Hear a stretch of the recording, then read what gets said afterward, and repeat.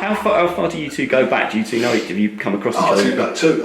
I knew his mum. Our mums are best friends. Our mums are best Really? friends. Yeah, it's a small world, isn't it? Fantastic. Yeah, both from Croydon, sort of staying in Croydon. Yeah. He was a few years older than me though, wasn't he? Obviously he's a few years older than me. So much my older. mum used to look after him as a kid. Really? Didn't you know that? Shut up! You're pulling my leg. No, that's it, genuine. You think? Are you joking? Yeah. You two. I have no my doubt. mum used to babysit I'm me serious. at H, and I think they used to work together, didn't they? In the casino at the time. Really? Yeah. That wasn't long, but they just stayed friends for ages. Yeah. And then we both in football, you know what it's like. Yeah. Never actually played together. No. Obviously, always come up on against opposing each other. sides. Yeah. Yeah, all the time. Yeah. Brilliant. Yeah, it's a good thing for like when we play each other as well. Like obviously our mums go to the games together. Yeah, they all sit upstairs. And Fantastic. I thought you knew that. I thought you knew that when you FaceTimed your mum that time. Yeah. I don't know. To be fair, I didn't mention that. We're rolling, by the way. I'm keeping That's all all of right. this. Yeah, That's what you can have. yeah. You can have What, that. yeah, I mean, we don't charge for that. Yeah, Brilliant. you're welcome. We don't Good. charge. Buy one, get one free. Absolutely.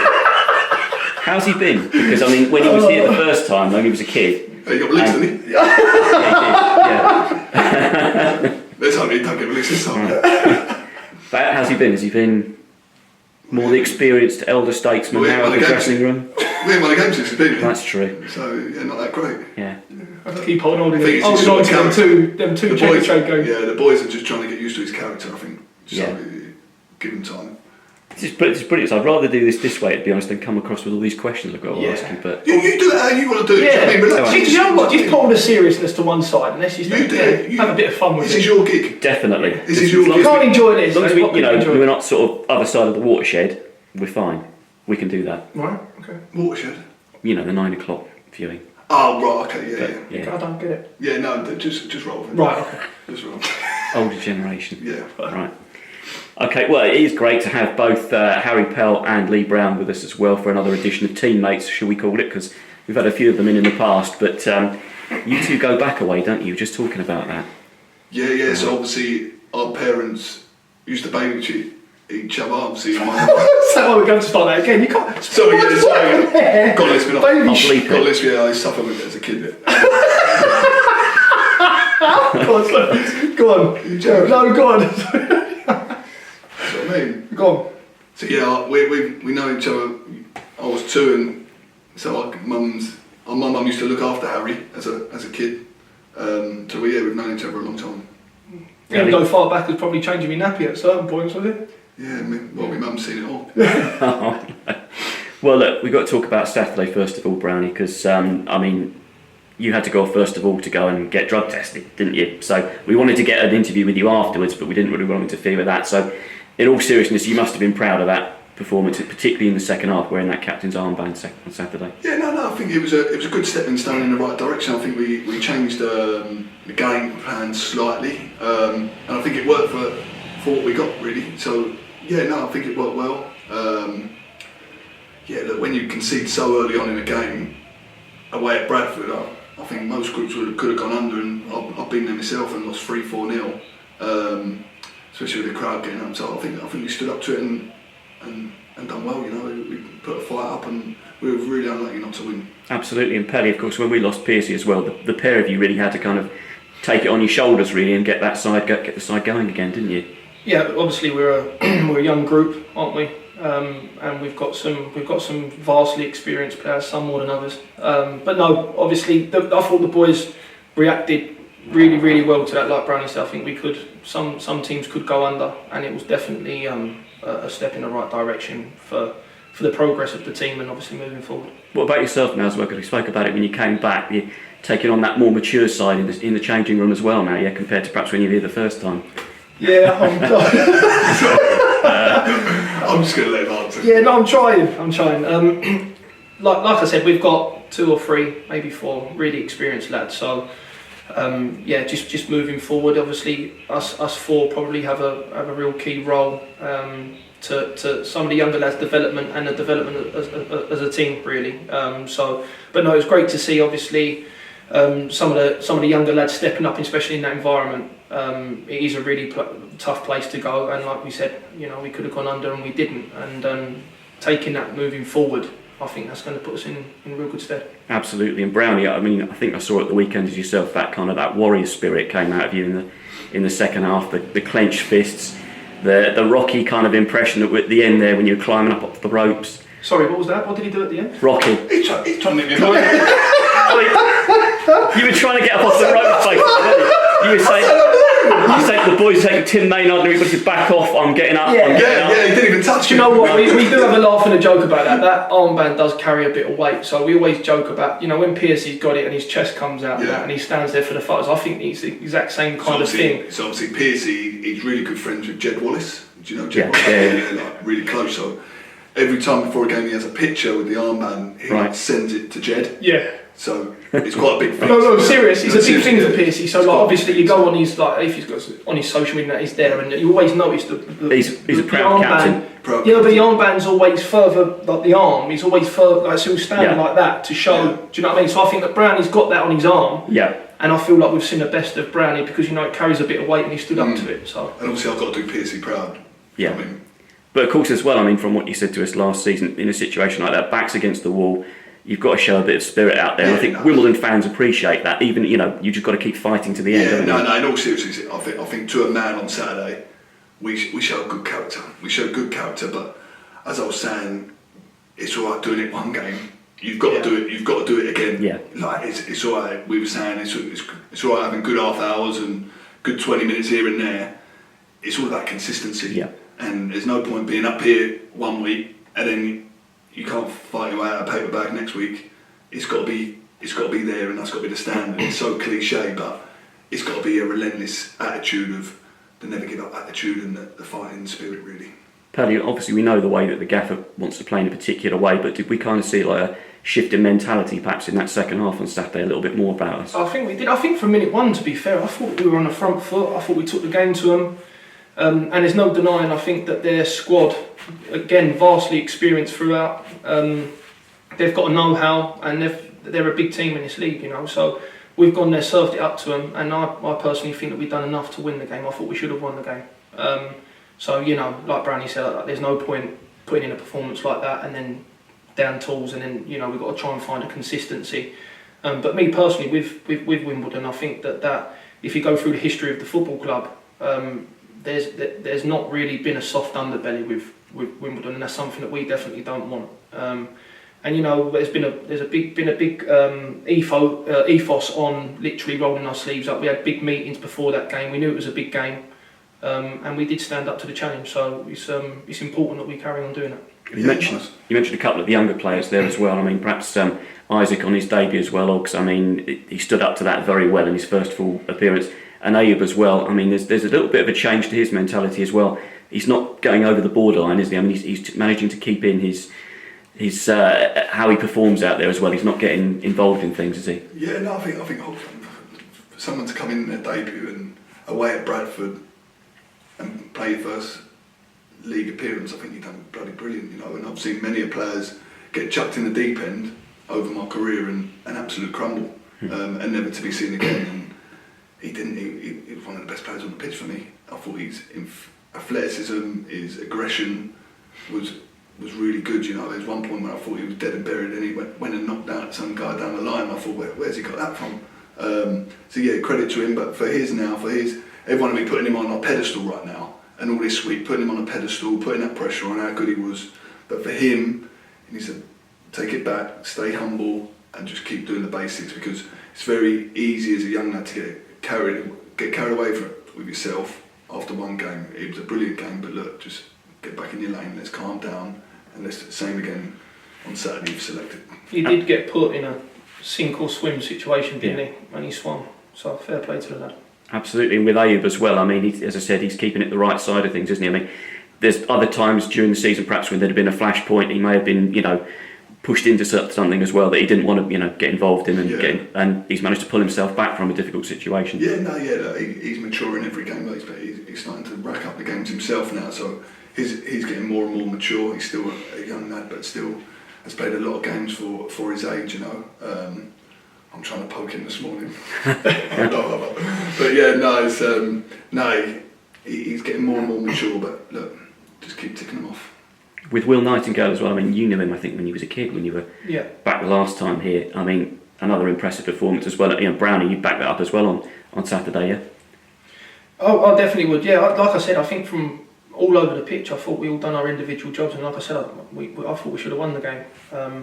But yeah, going forward, obviously we drew the game. Let's not get carried away. We drew the game. We felt like we should have won the game. It would have been nice to win the game, but we need to start putting a series of wins together and results together, and then hopefully we can do another one of these, and it'll be even more enjoyable than this time. We can have a little bit more lemon fun than this time. Absolutely. But Brownie, I mean, it's been coming up 8 months now since you've been here. It seems a lot longer, but how have you settled in? How have you found it? Yeah, no, good. Yeah, no, it's been good. You know, obviously, it's always a little bit harder when you're not winning games. But look, I feel like there's got to be a turning point sooner or later.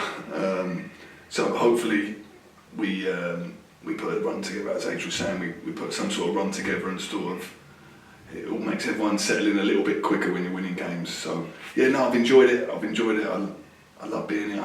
It's just a case of I'd love to be winning games, and hopefully that can come. Of course, I mean, and you said as well, I think the day you signed, there's family links around the area as well, so does that kind of help settle into a routine once you got... Yeah, that's it. All my family are from here, so it's been perfect for me in terms of family life. But yeah, no, it's been good, but sometimes you can take the football side into your personal life when you're not winning. So, as we know, when you're not winning games, it starts to creep into your personal life, and it starts to become a little bit depressing. So, yeah, it all revolves around let's start winning some games, and we can enjoy your personal life as well as the football life. Of course, and with yourself as well, Pelly. I mean, you having to commute down from up north, or you're getting settled back here? I've just spent a weekend with my family. Right. It's a touchy subject, isn't it? Yeah. Let's be honest. Yeah, currently living with my nan. Right. Which is a different experience. Okay. Obviously, the sooner that I get them down, and I buy a house down here, the better. Obviously, these things take time, but yeah, I'm loving being here. I know it's quite a cliche, but there's a real strong group of lads here that are top, real nice guys. That's a big thing, isn't it? That we're real nice guys. It's a lovely compliment, isn't it? It is. That was nice, isn't it? There is. So yeah, I'm really enjoying it, and I'm in exactly the same boat as him. That, you know, we need to put these wins together and start looking at the table, because, you know, it is a mentality thing, and you know, I think in and around the training ground, the players themselves have put a thing on it. If you speak about last year, that it's a fine, rightly so. Yeah.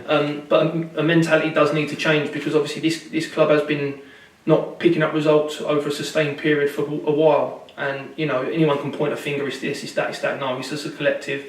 We all need to be pulling in the same direction. And, you know, the interview that I'd done with you when I first come with the fans, with the people upstairs, management, players, everyone needs to pull in the same direction. FaceTimed your mum?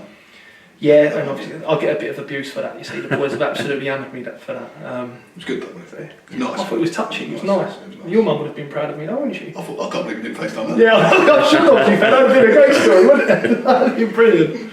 Brownie as well, just to talk about a little bit about yourselves again still as well. I mean, with yourself, you've got interests outside of football as well. You have to be What are they? Well, I'm just thinking sort of like you're looking at, you know, things beyond when you've had the football career. No, it's not. Sorry, I don't know what's going on. It's been silly. Carry on. But you know, Just ignore him. What interest? Nothing. But we're getting to your interest. we're coming to that. It's coming to that. You know what, man? This is constant. Every day. I love it. Yeah. No, yeah, I'm some interest outside of football.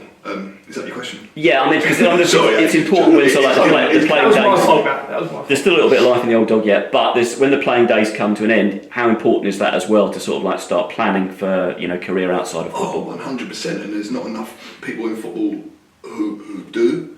I'm quite passionate about it, really. In terms of football's such a short career. Yeah. It's such a short career. At 32, 30, from 30, really, you're picking up 1 year contracts. You get lucky to get a 2 year contract after 30. So you're a summer away from being unemployed, where everyone else is getting to 30 and in their careers, in their profession, are probably kicking on, and we're going the other way. So it's really important to educate, really, from an early age that you need to start putting things in order. You don't have to have a great career and earn thousands of pounds at the top level. to put things into place. You know, you can do other things. So yeah, I think it's vitally important, and everyone I speak to really, I'll try and sort of sway them towards having a backup plan, because as I say, football can end tomorrow for everyone. Pelly, for yourself, we've got to talk about it, we mentioned it already, your love for the horses. If form continues to pick up a little bit more, are we going to see you perhaps take the lads out for a meeting one day? I'd like to. I'd really like to. It's a keen interest of mine, and yeah, I'd love to take them out and go for a day in a race. It's a great day. Did it all kind of start off at Cheltenham for you? Is that when you went to Cheltenham? Was a lot of it kicked in there for you? Yeah. Well, it was probably just before then. But no, all joking aside, I know we have a laughing and joking. I think what Brownie said before, you know, about young players, I think that they do, and older players, they bury their head in the sand. And you know, I'll batter him all day long, but fair play to what he's done and what he's trying to achieve, because I don't think many footballers are that. I think they're quite naive in the fact that they think that this day's never going to come. And you know, again, good bit of experience around the lads that the boys do need to be thinking about that after football. I mean, I offered Brownie 150 quid for stakes in his business, but he turned me away. So he put it on us. He put it on us. Is there kind of more things out there these days now? You know, that there's obviously media, there's coaching, there's all sorts of things for players. I think there's a lot more help being put into football, but I still don't think that there's enough. If I'm being perfectly honest. Especially, I think the boys that are the most vulnerable, funny enough, are the boys at the top end that find themselves come out of the game and they're used to earning all these. Listen, we're not on stupid money. Let's get facts right. These boys that are on silly money that literally fall out of the game, and all of a sudden they're used to that lifestyle and they've got nowhere to go, and they're, like I said, burying their head in the sand. It's a worrying subject. And that's a big aspect as well, isn't it? Mental health, people's mental health being correct. Massive. Yeah, that's what happens. You know, you used to being put on this pedestal in football, and you're earning good money for now, and everyone loves you or hates you or whatever. Then that all stops. The money stops. Things stops. And as you say, mental health is, if you haven't got that thing going on, and it just all stops, where does that leave you? And lots of people turn to alcohol, people turn to other things. So yeah, it's something that I think we need to educate more in football from an earlier age, and honestly knuckle down on that. And that's a massive thing as well. I mean, we've seen it obviously with you guys as well, and back in the dressing room, the camaraderie, once that stops and you're out the dressing room, that's a big change in lifestyle, isn't it? Yeah, that's it, because we come in every day, so it's 25 guys in a changing room, where it's all laughs and jokes. Obviously you get the competitive side of it, so you get the exercise, but then it's the camaraderie, as you say, around 25 guys, you know, which you probably don't have that in any other industry in terms of how people talk and like they do in football. So when that stops, it's acclimatise to that. It's tough, but look, we're still in the game, luckily, and we still are for a couple of years at least. So you got to enjoy it as well. You got to enjoy it. Don't want to be all doom and gloom. Like, you got to enjoy it, because, as you say, it's such a short career. If you can't enjoy it, then what's the point doing it? And as we've seen, you when you both came in here today as well. You two go back a long way. Which is fantastic. Tell us a little bit more about that as well. And as you say, you've come across each other over past occasions, past matches in the past. You can do it. I'll do. So basically, my mum and dad used to look after Harry as a kid. I think his mum was trying to get rid of him. I think he was always there. So yeah, we just always known each other. I think he was about 2, I was about 4. So yeah, he was always around playing tennis. I think he used to play tennis. He used to be a tennis player. So I'm no good at it now. Yeah, no good at it now. Really, but yeah, no, he used to play tennis in the garden. I didn't really talk to him, but yeah, no, we've known each other since young. But obviously we've come across each other throughout our career. Obviously he's always come against me losing and stuff. So. Yeah, what kind of things were said on the pitch after certain games? Did you come across each other on the pitch? Yeah, he was obviously a little bit upset because he always used to be on the losing side, but it is one of them things, do you know what I mean? It's character building. That's where he's in. To be fair, like you said, we used to spend a lot of time together at such a young age, and then obviously you find your way, don't you? And then we kind of lost contact a little bit, and when we got older, like, our mums have always stayed in touch. Yeah. But as we got older, obviously, when we turned professional footballers and that as well, our mum stayed in touch, but obviously we didn't really. I went my way, he went his way. But obviously, like we said, it's a lovely event for when our families do come to the games now, obviously. I'm It's like a party, isn't it? It's like a party. Well, when we're winning. What were you like when you found that Jacko was trying to sign him then? Oh, Over the moon. Yeah, over the moon. To be fair, do you know what I can remember? Do you remember when you was at Cheltenham, you come to the men? I think you beat us, to be fair. Right. Oh, you... I actually hate you. Why? Do you know what? Everyone in football says this about me. Like when they're on set, they hate me. You I don't know why. some rubbish, I'll be totally honest with you. And he was getting right under my skin. Yeah, I was probably saying. I actually remember that. Play down the right hand side, the left hand side's gone. Oggs was saying though after the game, he said that you want him on your side basically because he will back you up. If he's on the same side as you, he'll back you up. Yeah. He's talking about it. Yeah, about Pell. I thought you were going to ask you. Okay, that's interesting. Yeah, that's interesting. That's nice, isn't it? I have nothing to say on that. Yeah, that's nice, isn't it? One thing I've got to ask you about as well. Yeah, go on. Because you kept us all entertained during lockdown. You know where this is going, don't you?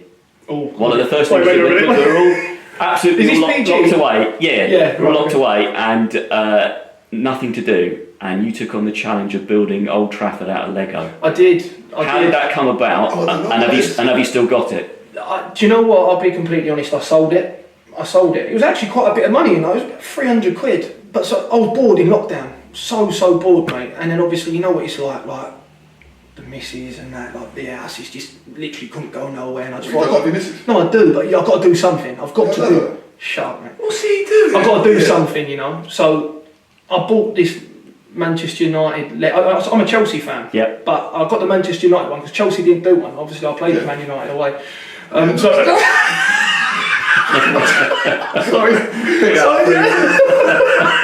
Jesus.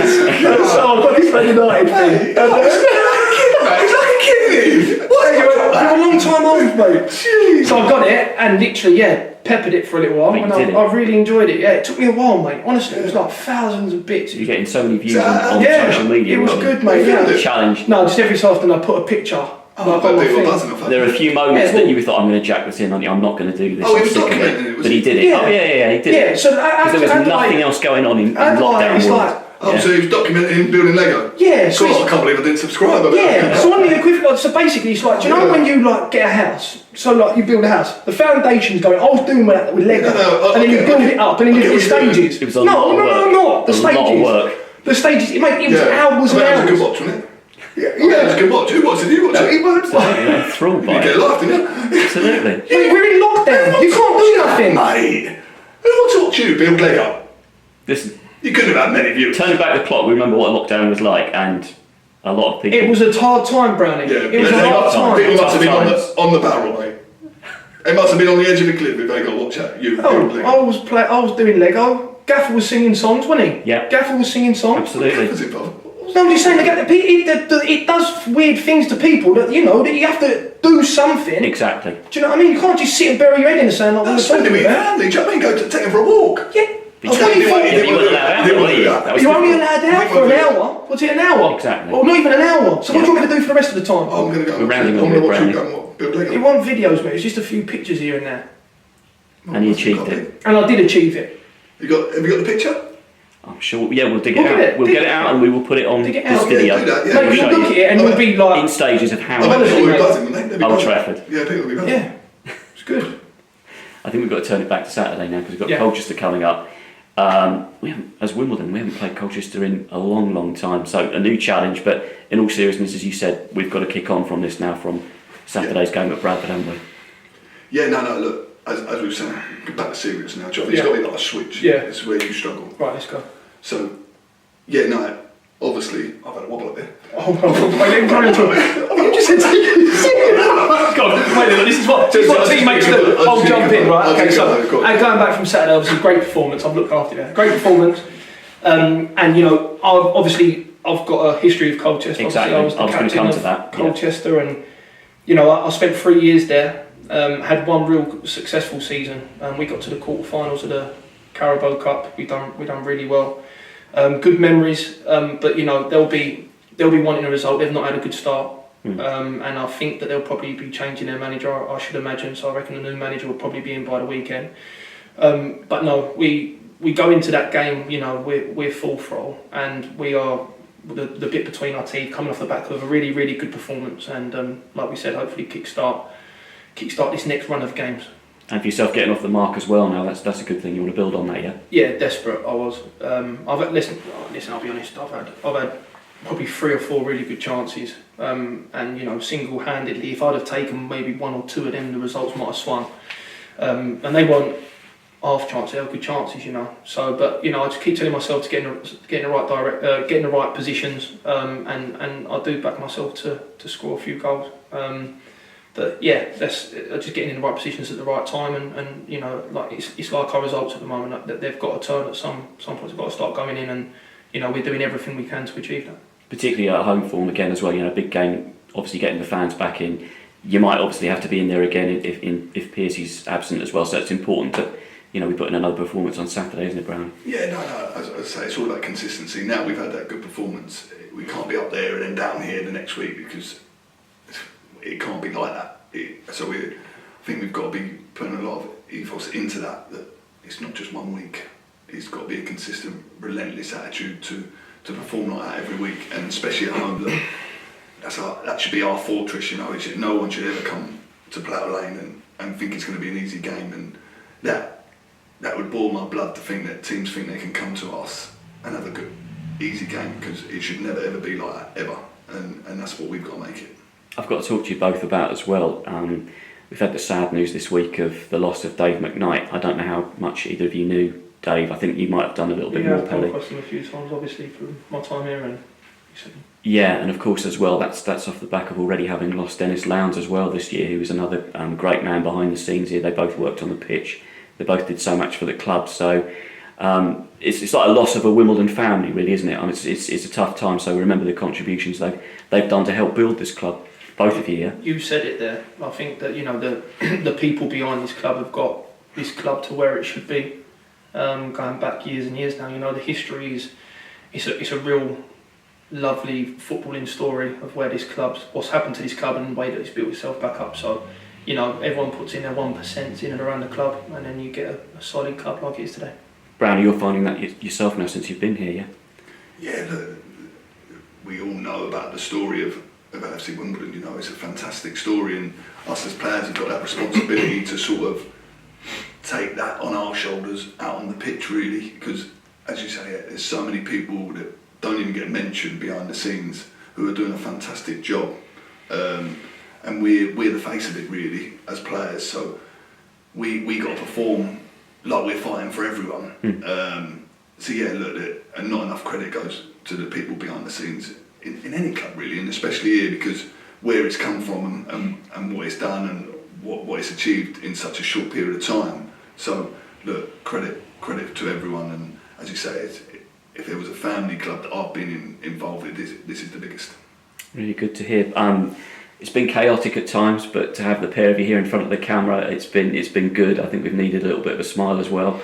And hopefully we can build on that, and thanks very much, Pelly and Brownie, for your time. It's been a real pleasure. We'll just get the Lego picture out. Everyone Lego picture. Don't you worry, we'll get that in. Fantastic. No, lovely. We're here all week, so just come on.